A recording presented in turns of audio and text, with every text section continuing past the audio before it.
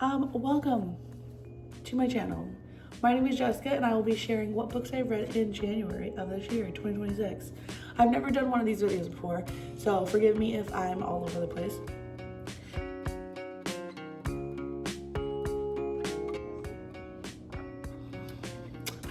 So I've never done one of these videos before, but I love to watch other people do these videos. I haven't made any notes, so I'm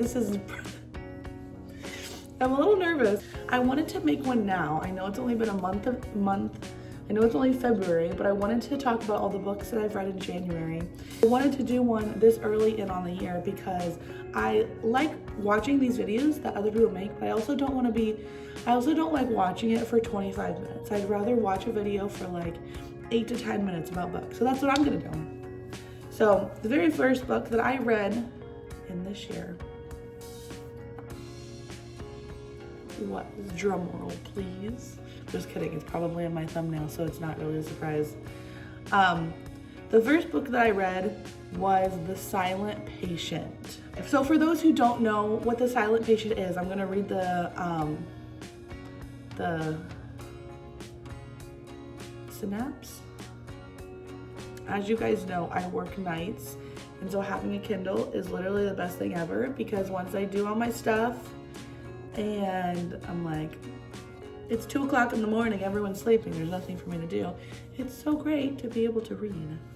Let's see, how do you do this? The Silent Patient is a shocking psychological thriller of a woman's active violence against her husband and of the therapist obsessed with uncovering her motive. Alicia Berenson's life is seemingly perfect.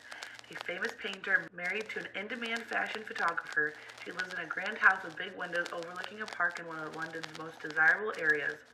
One evening, her husband Gabriel returns home late from a fashion shoot, and Alicia shoots him 5 times in the face and then never speaks another word. Alicia's refusal to talk or give any kind of explanation turns a domestic tragedy into something far grander. A mystery that captures the public imagination and casts Alicia into notoriety. The price of her art skyrockets, and she, the silent patient, is hidden away from the tabloids and spotlight at the Grove, a secure forensic unit in North London. Theo Faber is a criminal psychotherapist who has waited a long time for the opportunity to work with Alicia. His determination to get her to talk and unravel the mystery of why she shot her husband takes him down a twisting path into his own motivations, a search for the truth that threatens to consume him. So interesting. Okay, so I wanted to read this book. Let's see, I guess I should I start with rating the book? I don't fucking know. I would rate this book.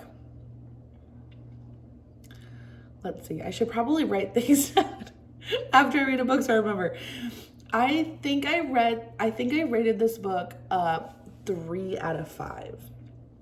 Reason being, the story starts off as like, I mean, you already it read in the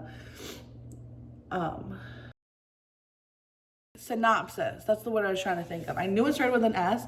Okay, so in the synopsis, it says that she kills her husband. And so the whole book is trying to figure out, like, obviously, why is she silent? Like, what's her deal? And it goes back and forth on like, oh, did she kill him? Did she not kill him? Who knows? And then the psychotherapist is he's like kind of obsessed with her, and he wants to figure out why. He wants to understand her. And the psychotherapist, his background is kind of twisted. He had like a really hard childhood, and so he feels like he can understand her because Alicia, the main character, also had a really hard childhood and background. And so he feels like he can understand her more because they had like similar upbringings. And the reason I rated it 3 out of 5 is because in the middle, it started kind of like dragging on. It went back and forth between Alicia's story and then the psychotherapist story and like his background. And so it was interesting to see both sides, but in the middle, it kind of dragged on, and I was just like, why is the patient silent? This is really making me upset. First, I was like, this book is not very good. I don't really like it. But then once I got to the end, I was like, oh. Shit. So I would say 3 to 3.5. You should still read it because I love good plot twists, and this delivers with a good plot twist. Okay, the second book. I actually don't know if I'm going to be able to make this video less than 10 minutes. Holy cow. Okay. The next book that I read in January of 2026 is The Last Letter. The Last Letter by Rebecca Yarros. Oh my.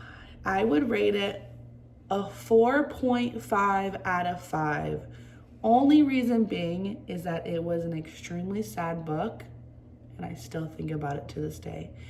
Oh, it's so emotional. Okay, let me read you the synopsis. A heartbreaking letter from a fallen soldier begs his best friend to care for his sister and her twins, revealing a devastating family secret.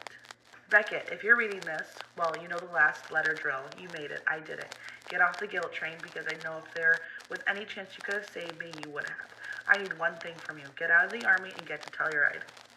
My little sister Ella raising the twins alone. She's too independent and won't accept help easily, but she has lost her grandmother, our parents, and now me.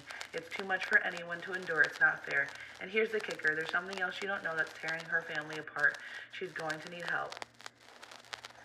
If I'm gone, that means I can't be there for Ella. I can't help them through this, but you can. So I'm begging you as my best friend, go take care of my sister, my family. Please don't make her go through this alone, Ryan. Anyways, they obviously fell in love. The main character, Ella, she has twins, and just like what you read, she's lost pretty much everyone important in her life, and she lives in Telluride, Colorado. And she was really close to her brother who went to the army. He dies, and his best friend, he asked his best friend to go and take care of her sister. So he goes, and it's just such a beautiful romance story, and tragedy happens. This isn't like, oh, I just want to have a good cry. This is like a, my leg hurts. This is like a, I'm devastated for a couple days type cry. This is going to haunt me. And you should read it so that we can all be haunted together. Next book that I read, the third and last, is another book by Rebecca Yarros, The Things We Leave Unfinished. This book was so good. 5 out of 5. Actually, 6 out of 5. If you watch this video and you pick out one book to read, let it be this one. It was the most romantic book I've ever read. A divorced woman and an arrogant bestseller author clash over completing her grandmother's unfinished novel while discovering its tragic World War II love story near their own relationship. 28-year-old Georgia Stanton has to start over after she gave up almost everything in a brutal divorce. The New York house, the friends, and her pride. Now back home at her late great-grandmother's estate in Colorado, she finds herself face-to-face with Noah Harrison, the best-selling author of 1 million books where the cover is always people nearly kissing. He's just as arrogant in person as in interviews, and she'll be damned if the good-looking writer of love stories thinks he's the one to finish her grandmother's final novel, even if the publisher swears he's the perfect fit. Noah is at the pinnacle of his career with book and movie deals galore. There isn't much the golden boy of modern fiction has accomplished, but he can't walk away from what might be the best book of the century, the one his idol Scarlett Stanton left unfinished. Coming up with a fitting ending for the legendary author is one thing, but dealing with her beautiful, stubborn, cynical great-granddaughter, Georgia, is quite another. But as they read Scarlett's words in both the manuscript and her box of letters, they start to realize why Scarlett never finished the book. It's based on her real-life romance with a World War II pilot, and the ending isn't a happy one.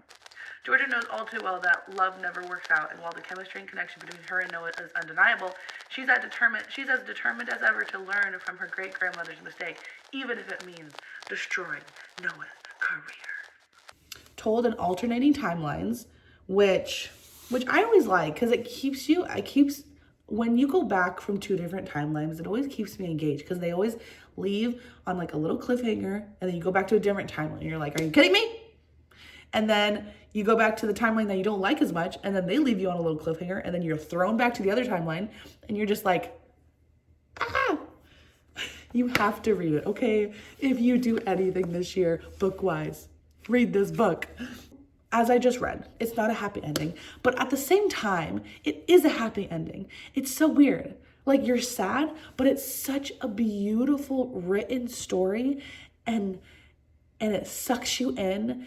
And if you love like historic romance, then this is perfect because it has that, but it also has modern love story, and it kind of goes back between World War II love story and then modern day love story between Georgia and Noah. 5 out of 5, 6 out of 5, 7 out of 5. Such a good book. I just read you like 3 books. We all have different opinions on books, so maybe you don't think these 3 books are gonna be good, but I mean, you gotta read it to find out for yourself, so just go ahead and read it, okay? Thank you so much for watching if you got this far in the video. If you are not subscribed, go ahead and click that subscribe button.